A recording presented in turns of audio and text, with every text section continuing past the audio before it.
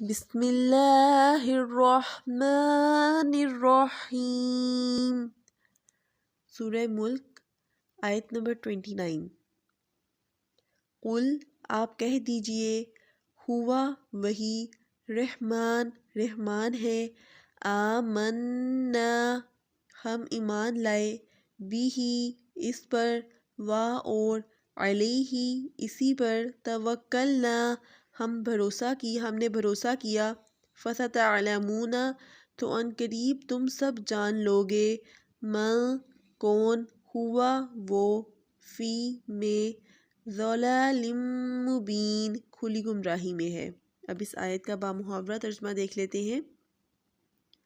کہہ دو کہ وہ رحمان ہے، ہم ایمان لائے اس پر اور اسی پر بھروسہ رکھتے ہیں، بس تم کو جلد معلوم ہو جائے گا کون ہے جو کھلی گمراہی میں ہے۔ اب ہم اس آیت کی تفسیر دیکھ لیتے ہیں۔ اس آیت میں اللہ تعالیٰ نبی کریم صلی اللہ علیہ وآلہ وسلم کو کہہ رہے ہیں کہ آپ ان کافروں کو بتا دیں کہ اللہ تعالیٰ جو کہ بہت مہربان اور نہایت رحم فرمانے والا ہے، اسی پر ہم ایمان رکھتے ہیں، اسی پر ہمارا بھروسہ ہے، اور کافروں سے کہہ دیں کہ انہیں جلد معلوم ہو جائے گا کہ وہ لوگ گمراہی میں پڑے ہیں۔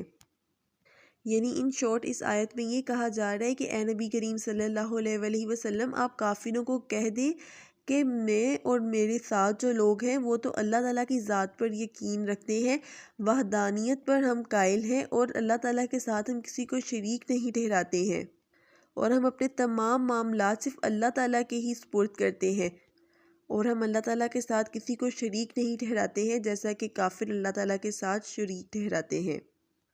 جزاک